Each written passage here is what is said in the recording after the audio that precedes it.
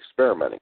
One of the things that comes to mind right off the bat is the cold fusion discovery in the 1970s, where a couple of physicists, chemist-physicist types from the University of Utah discovered cold fusion. And they thought that they had made some major breakthrough and they were going to get the Nobel Prize, I'm sure. And then they tried to reproduce these cold fusion experiments, and they were sometimes reproduced and sometimes they weren't reproduced. And now they're beginning to produce these cold fusion experiments on a more regular basis. And they've discovered through the use of quantum mechanics that the reason a lot of those cold fusion experiments didn't work was because the people that were doing them were skeptical and therefore produced a negative outcome.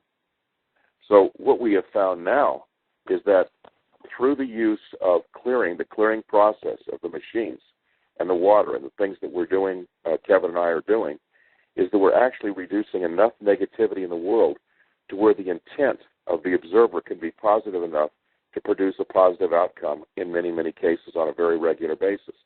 So this is a paradigm shift. What it means is that you can take these tiny little reactions, these tiny little nuanced things that occur subatomically, and actually produce a consistent performance in them based upon being a consistently positive person, which means that if you're a consistently positive person, you have access to an entirely different group of reactions, of outcomes, and all the rest compared to people that are back in the physical plane negative state. So the new alchemy is very interesting because now, for the first time, it's actually possible, it's accepted, even by science, that alchemy does exist. It's a synthesis, this is what I call alchemy, it's a synthesis of spirituality and the physical sciences, electronics, chemistry, physics, and all the rest. And what that really means for all of us is that we create our own world. We create our own world by our attitudes.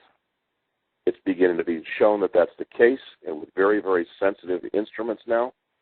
And it's also known by many people that are working on these machines whose positiveness has brought them to the machines, and has allowed them to watch the positive experience about what's going on. If you get on the machine, and I've had this happen on a number of occasions, you feel anything? Okay?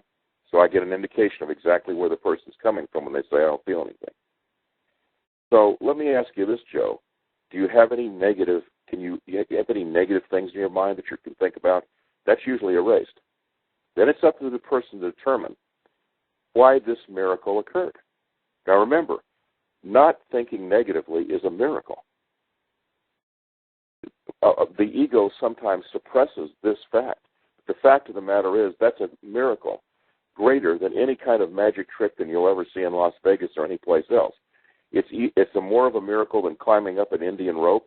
It's more of a miracle than making yourself disappear or whatever. It's an incredible miracle that has the capacity to change the entire world simply by removing negativity from the human aura. And yet people dismiss it like they would dismiss a gnat bothering them on the side of their neck. It absolutely amazes me to have people watch a miracle and act like nothing happened. The reason they act like nothing happened is because their ego is forcing them to not see things that it can't control. So what we have now is a dichotomy that's occurring in the world that's really, really significant. We have a group of people, a small percentage of people, that are actually able to understand that they are having their negativity removed and absolutely do not ever want to go back where they were. And then you have a group of people who see their negativity removed and wonder what's for lunch. And then you have a group of people that see negativity removed and think it's something sorcerer or satanic. These are comparable to the people in the Salem witch trials or Torquemada during the Inquisition or any number of other things where any kind of unusual thing that couldn't be controlled was squashed out, obliterated, and that it was done by using fear, superstition of some kind of controlling entity in the supernatural, and the only controlling entity being their own desire to control everybody around them. So the people that end up being judges in these trials and things like that are the worst offenders possible because they are judges simply because they're there to say that this is spawn of the devil or whatever. That's how they keep their jobs. So naturally, they can build up a series of legislative decisions based on that, which are then used by people in generation after generation of this kind of stuff, which happened during the Inquisition, using these principles to go out and persecute people, using precedent by these super geniuses that occurred before, who are dead now and therefore canonized, to go ahead and continue to destroy people. These are things that are used all the time to block people from seeing the reality of the miracles happening in front of them every day. The machine produces a miracle. What it produces is the freeing of the human mind to then produce miraculous things. It doesn't produce a miracle itself. It produces a miracle by freeing the human spirit and the human mind to be itself. So all the people that are on the machines are producing miracles every day. And they recognize those miracles, they value those miracles, and they want those things to continue because it's the only way that they can really feel comfortable to exist in a world that's completely obliterated almost with negativity at every turn, on every newscast, in every conversation and whatever, throughout the country and throughout the world. So we have a different kind of alchemy now. This is an alchemy that works. It works consistently. It works in such a way that everybody knows generally what's going on, and the miracle and the alchemy of it, the spirituality of it, is the incredible complexity and sophistication and creativity of the human spirit and human mind, unfettered or reduced significantly from negativity.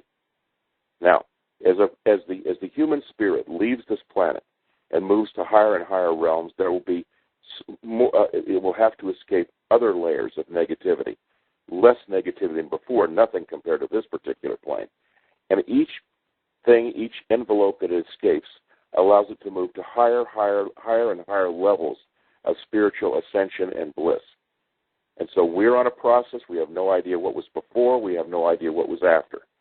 Okay, and in alchemy, it's whatever was before is after, whatever is above is below.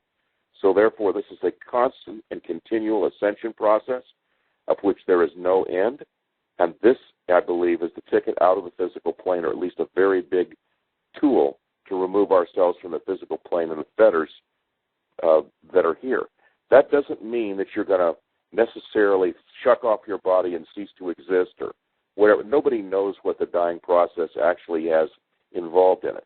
I mean, I wish I could tell you I knew all about it, but I don't. I know some, but I don't know a lot.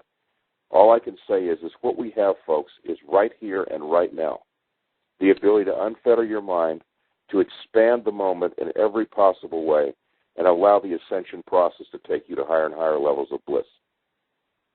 Kevin, that's my alchemy talk. Any questions?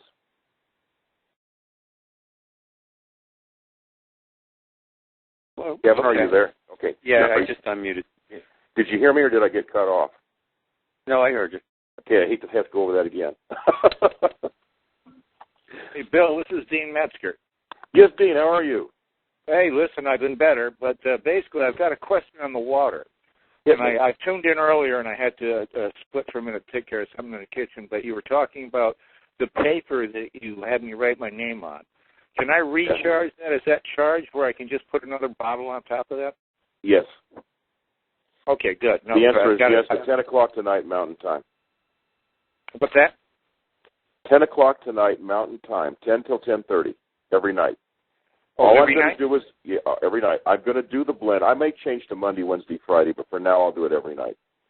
Okay, What I'm going to do later, there are people that want to try the new types of things I'm doing.